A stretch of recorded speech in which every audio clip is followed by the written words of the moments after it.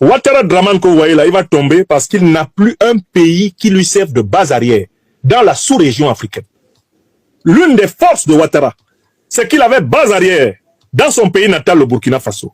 Quand le président Blaise Compaoré était au pouvoir. Actuellement, ce n'est plus Blaise Compaoré qui est au pouvoir au Burkina. C'est Sankara II. Ouattara n'a plus de base arrière là-bas.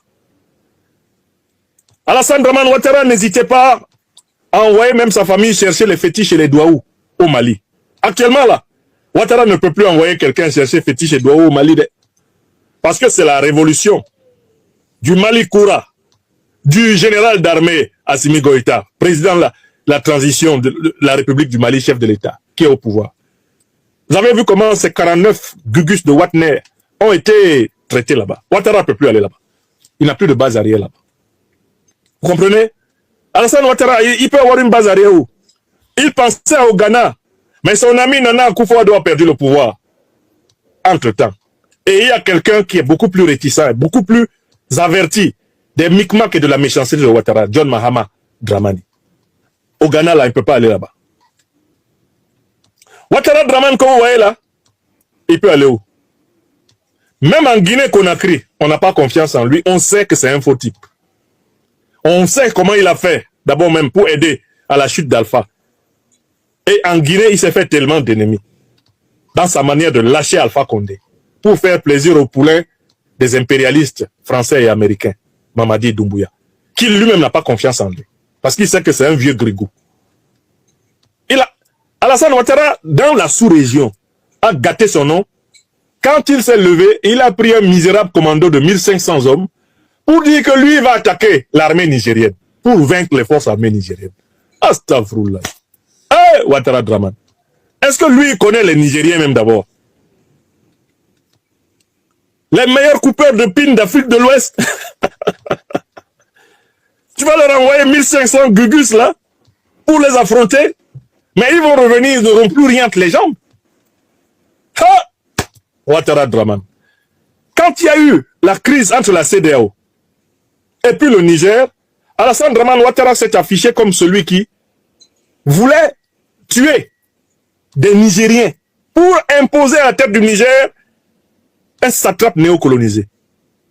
Mohamed Bazoum, le juntar de Niamey, qui a fait boum. Donc voilà comment il a gâté son nom. Et puis il a encore mieux gâté son nom quand on s'est rendu compte qu'il était la courroie de transmission du néocolonialisme français pour les sanctions illégales, inhumaines, criminelles contre le Burkina Faso, contre le Mali, contre la Guinée, contre le Niger. Quand on s'est rendu compte qu'Alassane Ouattara était le porte-voix local de la France-Afrique, il a été vomi jusqu'au Sénégal. Vous avez remarqué qu'il ne bouge plus dans la sous-région, non? J'espère que vous avez remarqué qu'Alassane Ouattara ne bouge plus dans la sous-région. Depuis l'épisode où il a tenté d'attaquer le Niger, il a coupé son pied dans la sous-région. Parce qu'il sait qu'il s'est fait des ennemis. Il est le chef d'État africain le plus détesté. Il est même plus détesté que le grand maître dictateur du Cameroun, Paul Biya, Alassane Dramane Ouattara. Donc voilà la deuxième raison. C'est un homme sans base arrière en Afrique. Il n'a qu'une seule direction, Ouattara, si ça chauffe. C'est son hélico. Et c'est la première base française où il peut être protégé. Et vous savez, la première fois que ça a chauffé, il a couru à l'ambassade de France. Alassane Dramane Ouattara, lui, se replie jamais en Côte d'Ivoire. Quand Gueye Robert a perdu le pouvoir, il a couru dans son village à Guessesso. Gueye n'est pas sorti de Côte d'Ivoire. Il est resté à Guessesso. D'accord? Quand les Guillaume Soro, en 2002, ont voulu prendre le pouvoir à Abidjan, ça n'a pas marché, ils sont allés à Bouaké. En Côte d'Ivoire. Mais Ouattara Dramane, là, chaque fois que ça chauffe, il va à l'étranger. Vous savez pourquoi? Mais parce que c'est un serviteur des intérêts étrangers. Donc il rejoint son compte bancaire. Là où il a amassé l'argent volé, là, c'est là-bas il s'en va. Ouattara suit son compte bancaire. C'est-à-dire que l'individu suit la direction de l'argent volé aux Ivoiriens. Il faut que vous remarquiez ça. Hein. Il faut que vous remarquiez bien pourquoi il fait ça. Les dictateurs sont des voleurs. Quand ils perdent le pouvoir, ils rejoignent leur compte bancaire. Le compte bancaire où ils ont volé. Quand vous voyez Biya en Suisse, à Genève, c'est à cause de l'argent volé du Cameroun. Hein. C'est là-bas. Vous voyez les Mobutu, Genève, Maroc. C'est parce que l'argent volé aux Congolais, c'est là-bas. Ils suivent leur compte bancaire. Oui! Donc Alassane Dramane Ouattara est un individu vomi par le peuple africain. C'est la deuxième raison pour laquelle il va tomber. Parce que le jour où Alassane Dramane Ouattara va tomber, il y aura une fête nationale continentale. La chute d'Alassane Ouattara ne sera pas fêtée seulement en Côte d'Ivoire. Elle sera fêtée du nord au sud, de l'est à l'ouest de toute l'Afrique. Et toutes les diasporas africaines exulteront. Les îles des océans Atlantiques et Indiens vibreront de joie à la chute de cet ennemi du peuple africain. Serviteur de la monnaie néocoloniale du CFA. Sa chute sera Ndolé Miondo. Du miel. Du miel.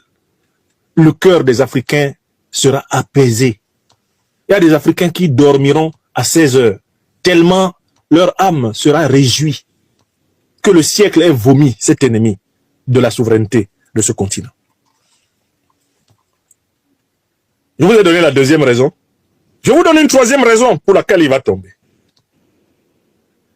En Côte d'Ivoire, celui qui réunit l'essentiel des forces politiques. En Côte d'Ivoire, traditionnellement, il y a 4 forces politiques. 4 forces politiques qui s'affrontent. Traditionnellement, il y en a 4. Et chaque fois que tu dois tomber là, tu fais toujours l'erreur de rassembler 3 contre toi.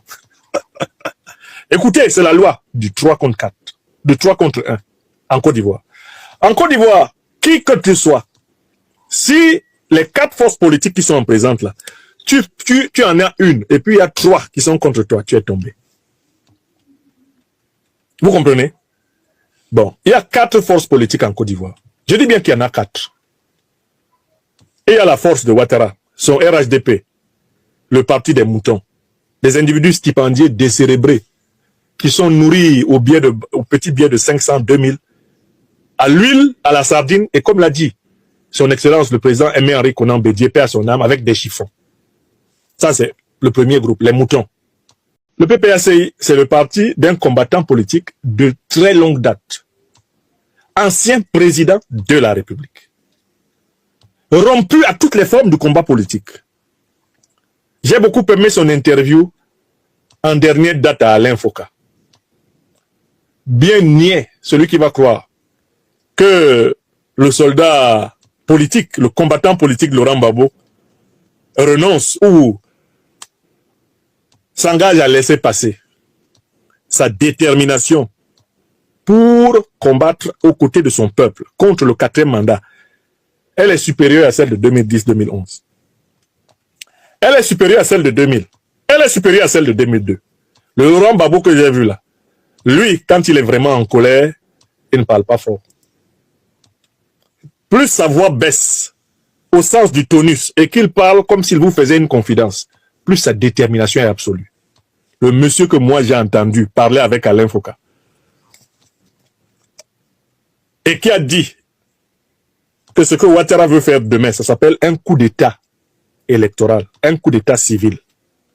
Ce monsieur-là qui a dit que les Ivoiriennes et les Ivoiriens qui manifestent contre le coup d'état électoral et le coup d'état civil ont son soutien. C'est un combattant déterminé. Parce que chez lui, la politique est d'abord régie par les questions d'honneur. Laurent Gbagbo a un problème, qui a en même temps sa force en politique, et qu'il a le sens de l'honneur. Si tu veux réveiller l'animal politique qu'il est, il faut toucher à son honneur. Alassane Ouattara a tripatouillé, il a trifouillé. Alassane Ouattara a marché sur l'honneur de Laurent Gbagbo. Et ses partisans et lui savent qu'ils ont une chance inouïe à partir de cette nuit pour libérer la Côte d'Ivoire de Ouattara Dramane. Pour moi, après la force politique de l'ancien président de la République, vient la force politique la plus insoupçonnée, mais la plus surprenante. C'est celle de l'ancien président de l'Assemblée nationale, ancien premier ministre de la République de Côte d'Ivoire, qui a eu à gérer 60% du territoire ivoirien. Guillaume Kibafori Soro, le chef Bogota. Lui, il ne parle pas trop. Mais son poids dans la bataille politique ivoirienne va s'avérer. Vous allez voir au moment de la chute de Ouattara le rôle déterminant de Guillaume Kibafori Soro. C'est un commandant opérationnel. C'est un résistant de métier. C'est un endurant, un persévérant. C'est un dur. Je parle de mon secrétaire général de la FESI. Je parle de l'homme dont je suis conseiller spécial depuis 2012. Le président Guillaume Kémafori Soro et Génération et Peuple Solidaire vont peser dans la bataille pour la libération de la Côte d'Ivoire. Et avec nos camarades, nous jouons pleinement notre rôle dans le mouvement Trop c'est trop. Rompu et de retour dans les fondements révolutionnaires du PDCI-RDA des années 50-40, Tidiane Thiam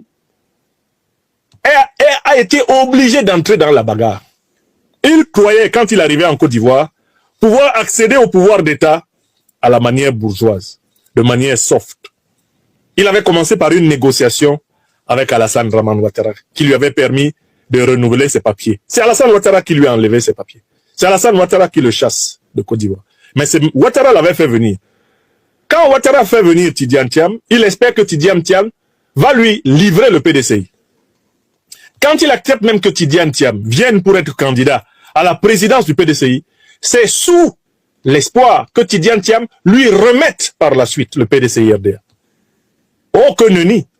Le petit-fils d'Houphouët-Boigny fit Kazakh. Il tourna Kazakh, rendant le chameau fou de rage. Mais il va voir. C'est un Niamorodé, c'est un Batrade, c'est un Dangaden. Mais c'est un malade. C'est moi qui ai demandé qu'on lui donne. C'est moi qui ai... Monsieur Ouattara, c'est ce que vous avez... Mais j'ai pas... C'est ce que vous avez dit. Vous allez parler tout à l'heure au téléphone rouge avec le satrape Biya. C'est ce que vous avez dit. Et c'est moi qui lui ai donné les papiers. C'est moi. C'est moi qui lui ai permis de revenir ici, il s'amuse avec moi, mais d'ailleurs. Mais je vais le chasser. Il ne mettra plus les pieds en Côte d'Ivoire, celui-là. C'est ce que Ouattara a fait. Il a chassé Tidiane Thiam de Côte d'Ivoire. Mais il n'a pas réussi à prendre le PDCI-RDA. Parce que le PDCI-RDA, par plusieurs fois, a prouvé qu'il avait vraiment choisi Tidiane Thiam comme son chef. Et Tidiane Thiam se rhabille des habits des pères fondateurs du PDCI-RDA, issus du syndicat agricole africain. Tidiane Thiam parle désormais le langage de la révolution. Qui l'eût cru? Ce banquier policé qui ne parlait que pourcentage, taux d'intérêt, projection, investissement, vision de ceci, vision de cela, est en train de se muer en chef politique combattant. Allez voir l'ultimatum qu'il a lancé à Ouattara. Personne n'aurait pu, il y a seulement un an, penser que de la bouche de Tidiane Thiam, des paroles de révolutionnaires politiques puissent sortir. Le PDCI, qui était un parti de salon, un parti bourgeois, le PDCI est en train d'être ramené à ses fondamentaux d'anciens partis de la gauche progressiste, qui fut un temps affilié au Parti communiste français. Oui, il y a des militants du PDCI qui ne savent pas que, dans l'histoire du PDCI, là, à l'origine, c'est un parti de gauche. Que le PDCI, là, à l'intérieur de l'Assemblée nationale française, était affilié avec le PCF, le Parti communiste français.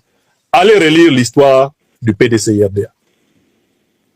C'est un syndicat qui a été formé dans la gauche française à l'origine. La gauche radicale.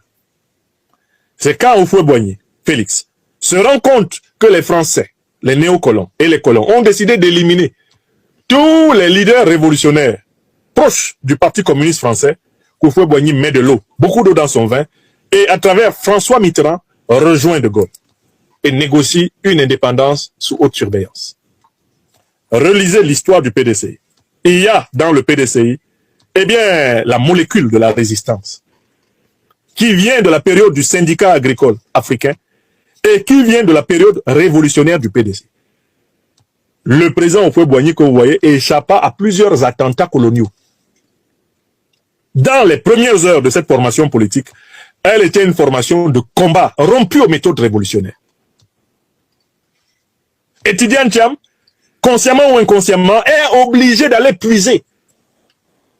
Donc voilà ce que j'appelle donc le 3 contre 1. Parce que tous ceux qui sont rassemblés avec Alassane Dramane Ouattara, on peut les appeler d'une manière très simple. C'est le parti de l'argent. C'est le parti de la corruption, c'est le parti du ventre.